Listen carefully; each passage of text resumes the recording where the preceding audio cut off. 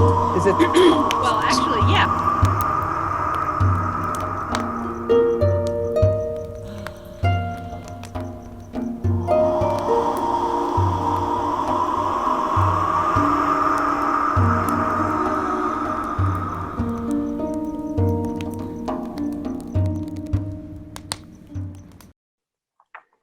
And welcome back to the I AM Symposium and the Winter Solstice celebration that's beginning on December 21st and running all the way to January 6th.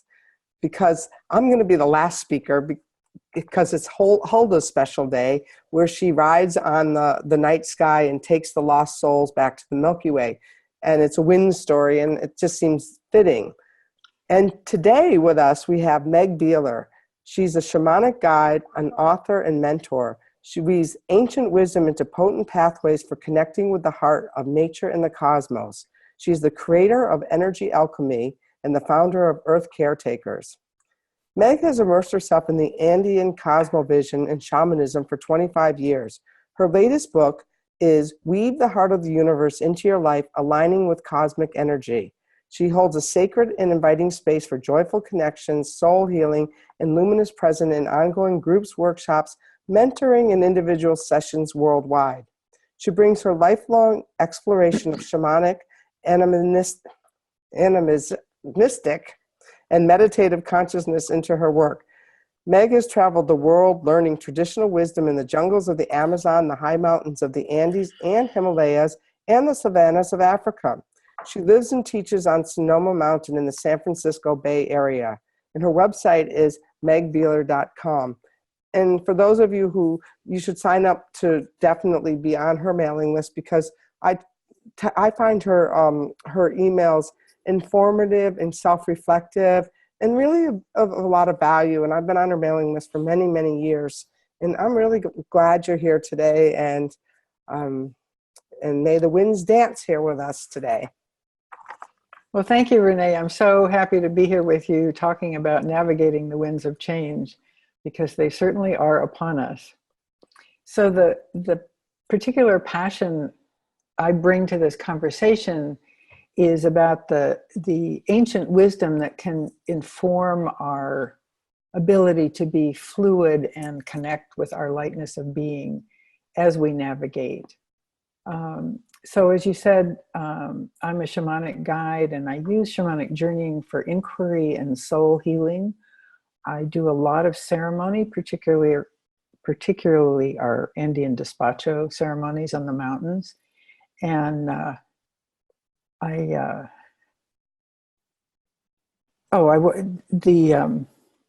also draw a lot on the initiations that you and I have both received from wisdom keepers. Mm-hmm. So in my daily practice, what's really important to me is working with energy, what I call energy alchemy, to move and shift my energy so I don't get weighed down by the density of my own anxiety or somebody else's freak out or the state of the world, but continually exchange that energy with the beautiful world around us, with the sun, the wind, the stars, the cosmos, as a way of coming towards what is called in Quechua Sami, or lighter, refined energy. And when you're in the high mountains of the Andes, close to the stars, it's easy to feel this Sami, which is a kind of, it's a heart opening. It's a particular kind of energy where everything is flowing and everything is in balance, which is really what shamanism is all about. And our Caro teachers have been working with this for hundreds and hundreds of years. It's not something that they talk about very much. It's like part of life.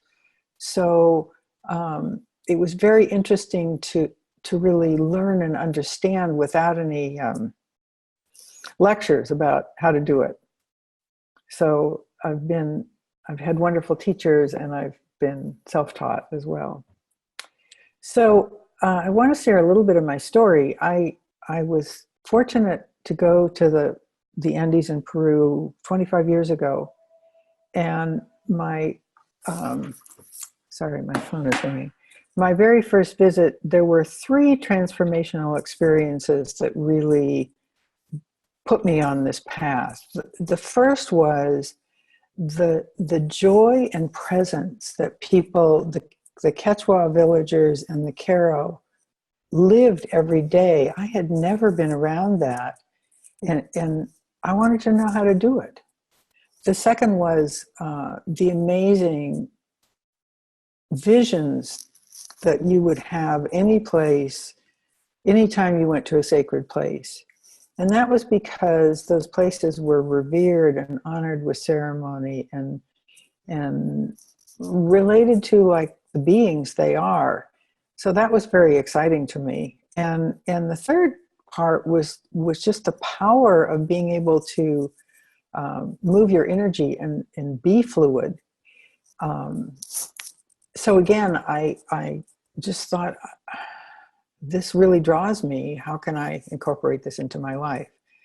So I came home and I was thinking about the integrating my physical experiences with my spiritual and energetic experiences, which is something not a lot of people talk about. But it turns out to be very important in doing this work in a holistic way. And within 6 months, even though my daughter was like very small, I was back in the Andes. It's one of those mysteries, you know, you just, you don't know why you're doing something, you're just there. So I kept going and coming home, and what I was interested in was how to incorporate the joyfulness with the laundry of my everyday life, which is the challenge all of us have. So about 10 years into this, the challenge that came into my life was that my daughter became very depressed and couldn't even get out of bed and go to school. So the grief and guilt and button pushing that I wasn't enough just overwhelmed me. And at the same time, my narcissistic aging mom started needing a huge amount from me, more than I could give. And I felt overwhelmed every second of every day. So I began to very, very seriously use these energy practices just to get myself back in the present moment for 1 second. So I'd release the density and fill with some lighter energy, and I could be present, and then it might go away in a minute. I mean, we've all experienced that, where you feel like you're never going to get through it. But I kept doing it, and what I found was that my ability to be present and to be open-hearted got stronger. I didn't feel so burdened, and you know, I was really able to step up and emotionally and spiritually and do what I needed to do. So from that point on, I began teaching my clients and my students. And as you said, I've just published this book, which has 84 practices of energy alchemy that are designed to be, not to do all of them, but that you can use, you can play with and choose the ones that really work for you. Because as I'm sure you've discovered, when you're figuring out what practices you do in your daily life and to navigate and that work for you, you want to choose ones that you like, that benefit you, and that you can enjoy doing. So I just want to say something about energy. Energy is just energy. It's not positive. It's not negative. And when you exchange it, you're simply gifting one kind of energy and taking another kind of energy. And what I saw in the Andes is that there wasn't any judgment about it. There was an intent to exchange heavier for lighter, and there was a perception. The surrounding perception is that everything's alive, so you can exchange energy with anything. The weed that you're sitting by at lunch, the tree, the mountain, the stone, the creek. I mean, literally everything is alive. And doing these practices has actually made things become more alive for me. And that word you stumbled over, animism, I never used that word until recently. because it was an anthropology word used to sort of describe and dismiss people who thought that everything was alive.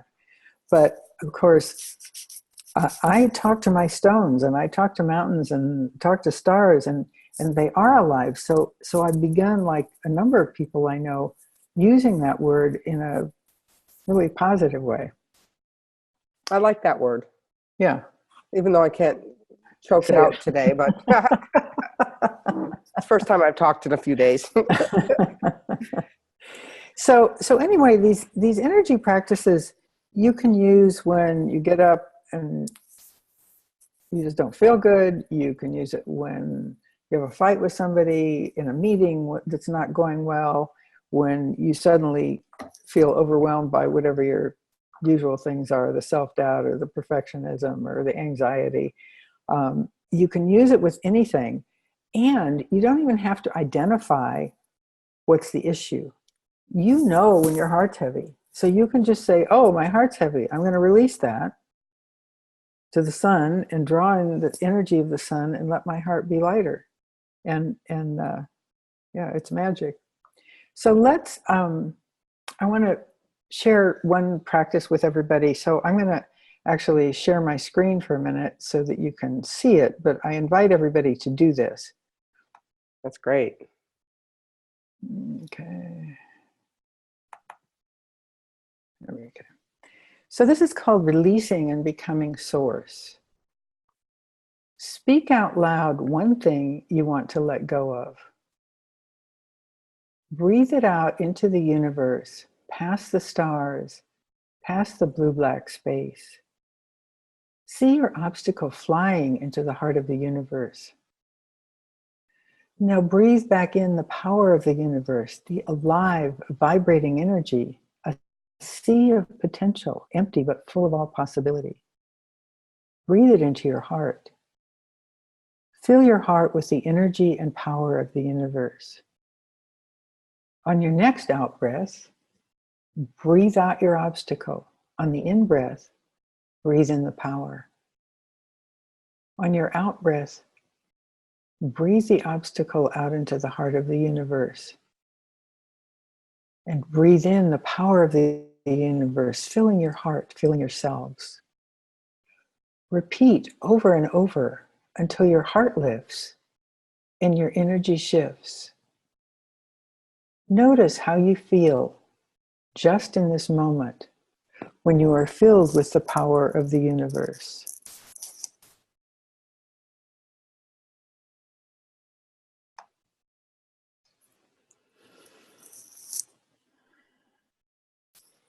So I've used and developed many simple meditations and visualizations like this over the years to release my own density and fill with lighter energy. And, you know, we all need tools like this, Renee. All of us are beset with our internal personal problems as well as more and more world challenges. And we all know that everybody is walking around incredibly stressed out. So having some practices that we can draw on and building the intent to let this stuff go so that we can be present is really essential. So these practices help us shift gears, they help us nurture our souls, they help us ask for help from spirit and build our connections with spirit in a way that I find, and I know you find, incredibly nurturing and empowering. So every time you repeat a practice like this, you're setting your intent to let something go. And when you do that, you're telling your body and your mind over and over and over again to shift gears. That intention, the instant you think it, starts affecting your whole physiology. And I guess I would say, you know, shifting is gradual. It doesn't happen overnight, but with practice, we embed, you know, if you find a practice you like, you embed it in your psyche. So when you're under stress, you can call on it. And that's a really crucial thing, if you've just done something once or twice and something happens, you're not going to remember it. I mean, at least I won't. But if you're used to doing it and your body knows that it helps you shift gears and release stuff and be more fluid, then your whole being will kind of call it forth. At least that's been my experience over the years. So, it used to be that it took me hours when I got knocked sideways, and now it's pretty instantaneous. If my husband loses it, I have almost immediately will go to a releasing practice because I don't want to take his energy in. It's not my energy. Isn't that the truth? So what happens when you work with energy alchemy? One thing is that you become lighter. And another is that you develop fluidity. So, I often think of it as like being like a river, that I'm moving through life like this instead of being stuck and unable to move. It certainly brings you presence and clarity, and it opens portals of perception. In the book, I talk about the 4 pillars of perception. And perception is a really important term in the Andean cosmovision. It has to do with not thinking about, but seeing with your heart and your sacred power and your vision all at once. So the 4 pillars are intent, which I've mentioned, reciprocity, which is central in the Andes of this constant flow and exchange, alignment, and receptivity. And the receptivity part is really interesting because most of us are not very good at receiving. We're great givers. We take care of everybody. We wear ourselves out. And we don't take in. But these practices, you're intending to take in the power of the universe or the power of the sun. And so you make a relationship with those things. And then it's just, everything is flowing more. So, these things are pretty simple to do, and they all take us into a state of love and joy and the Sami that I was mentioning, the refined energy. It doesn't mean that you're like that every minute, but every second that you're like that helps you be in balance with the world and not burdened by everything around us. So I think that's pretty much what I wanted to share. Say for now, and now let's talk about it. Oh, I know. I'm so excited. There's like so many things. First of all, my cat's name is Sami. Oh, cool. And when I named her that, everyone said, "But your last cat was Sashi. How can you?" I said, "No, but this one's Sami. What can I tell you? That's what she's about." and so I just said, it's about energy, and so to have that just was a sweet reminder. And also that part of Peru. Let's talk about that part of Peru for a second. That you don't even know why your heart opens there. On a trip there once, we had somebody whose heart was so closed down, and everyone thought, "Oh, this girl's not going to make it through this journey." And by day 4, you could start to see that hard shell melt. What do you think that magic is? I think part of the magic is that the people you're interacting with are so joyful, and they don't have those hard shells up. I spent days sitting, my first teacher was Americo Yabar, and he has an old hacienda up in the mountains near Pocotambo. And we would sit around with the village women, and, they're spinning 24/7 because they make all their clothes with the wool. They collect the alpaca wool, they spin it, they weave it. And so constant activity, but they're just like laughing and joking all the time, and the kids are crying and they don't pay attention. They don't necessarily pay attention to them, but there's this incredible joy. Now, the only way I can explain it is that in this cultural way of thinking, that's the point, is to be joyful and full of Sami. So the point is not to get it while you can, or screw the other person, or, you know, all the competitive things that we have in our culture. It's just to be there and love life. I mean, it sounds kind of goofy, but I think it's catching. It's the answer to your question.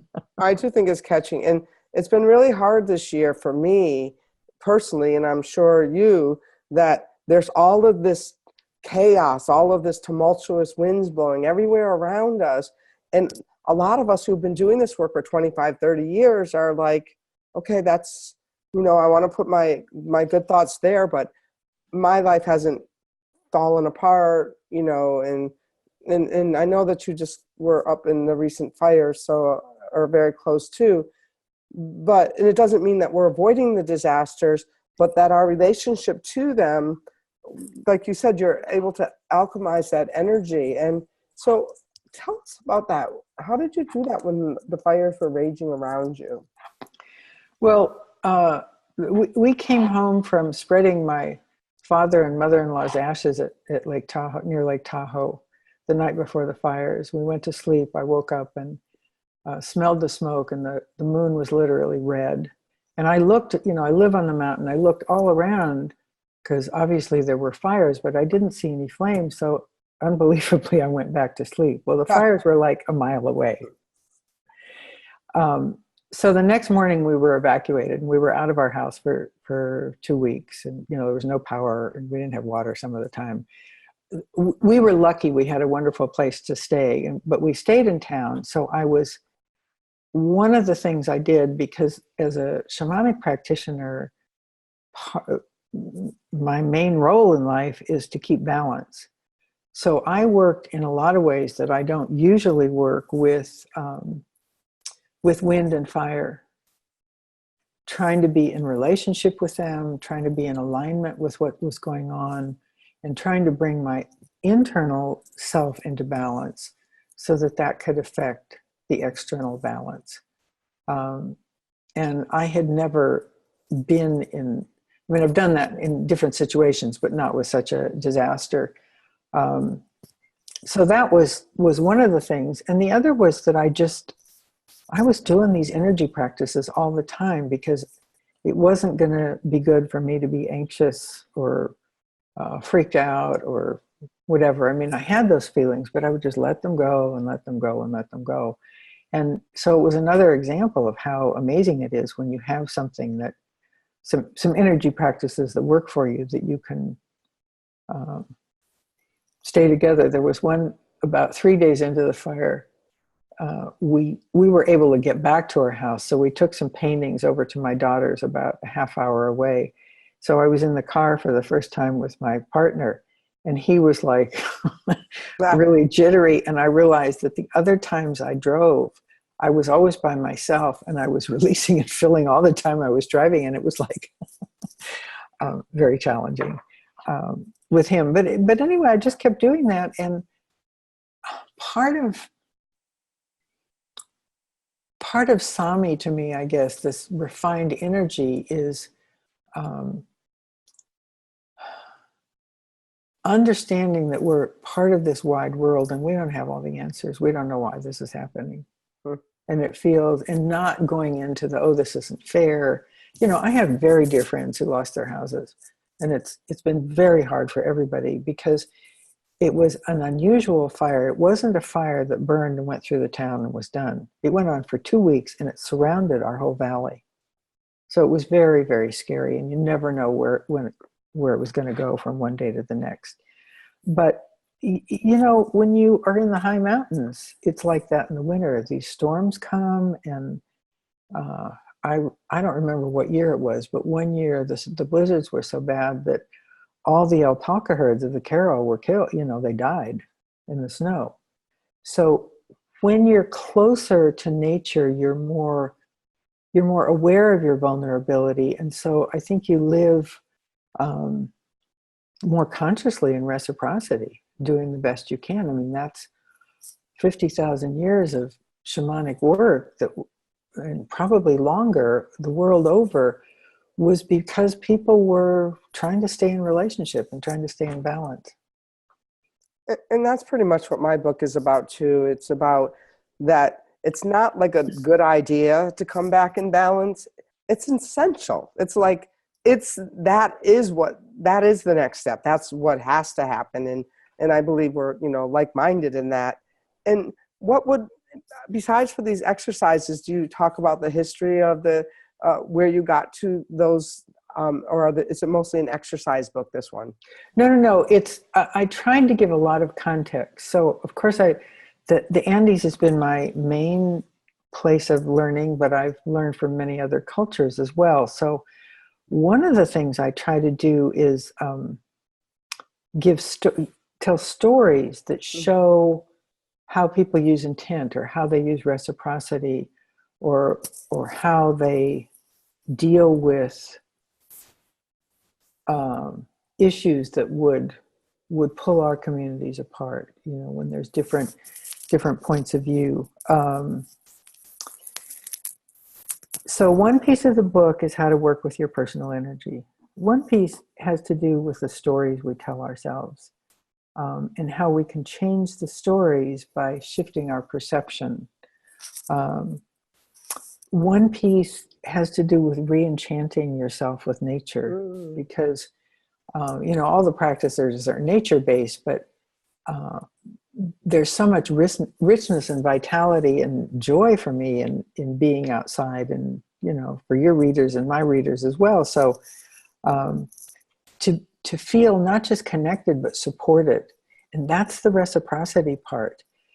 I was a backpacker and organic gardener and hiker for my whole life. And so I was very physical with the earth. I really appreciated the earth. I love my hikes. I love going to the high mountains. But I didn't have the spiritual component. And with the spiritual component, the energetic component, you're not just being there yourself, but you're seeing how everything talks back to you, interacts with you. So my husband always teases me, says, "Do you have to touch every tree?" Yes. And I say, yes. That's funny. And that brings me to the point of just two more pieces of this book, because there's these practices, but they're integrated with, there's a lot of, I really talk about the cosmology of the Andes, but not in an intellectual way, just how it works and what it is. So working with Hucha, working with Sami, working with filaments, working with Kausai, living energy, all those things that everybody learns not everybody, but people who study with the Karo learn about. And because I've integrated all that stuff into my life, I tried to make it accessible. And then the final thing really is connecting with the heart of the universe and thinking about what that is, because we are the universe and the universe is us. We come from the stars. The water on this planet came from the stars.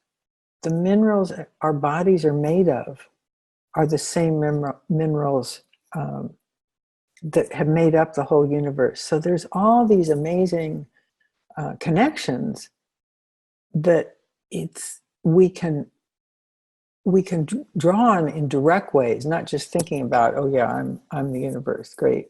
It's not a mental construct. It's an embodied somatic construct. Do you have a voice yet? I might have to stop for a second.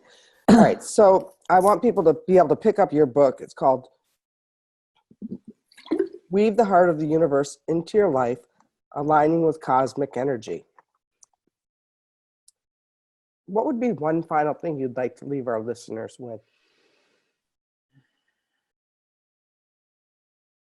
I think what I spoke of in the beginning, that we don't have to reinvent the wheel. We have these incredible wisdom teachers all around the world from whom we can draw. It doesn't mean we need to live in a primitive way, but it means we can learn from cultures that understood the world in a much bigger way, whether it's the Aboriginal people who have song lines crossing the whole continent that have existed for 50,000 years, or the the Caro descendants of the Inca who have this relationship with stars, we can draw on that and just incredibly enrich our own lives by learning from them. I could sit at your feet for a long time and listen to this. I just think you're so very, very wise, and you really embody what the shaman, the path of the shaman looks like. And it's a path of walking your talk and, in these 4 pillars. And so I'm really honored to have you here today to be part of this. And one thing Sandra Ingerman said last week is she's really upset lately with the watering down of the shamanic traditions, and, everyone wants to be a shaman lately. And you and I both know that we were called. And I don't know about you, but I didn't go easy. Yeah, nobody does. I mean, and so, if the earth feels like a path to you, you don't necessarily have to go get your backpack and go down to Peru, but I'd suggest maybe going to visit, but pick up Meg's book, pick up my new book, Winds of Spirit, and join us on this path, because the path of the earth is the path, right? Mm-hmm. And I really want to thank you for being here today. And I want to thank all the people watching this and making ritual a big part of their holiday. Not, I'm going to do a little ritual and have a holiday too. Right. This is the work.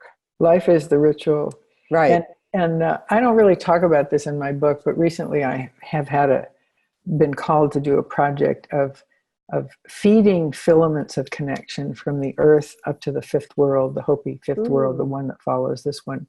And it's amazing. It's another thing that you never know really what you're doing, but you get these calls from spirit, and it becomes this beautiful other opening to connection and to feeding the beautiful world we want to live in, and the beautiful world we want to leave behind. That's so beautiful. Thank you. What a great ending thought. Thank you. All right. It's been a pleasure, Renee. Mm-mm.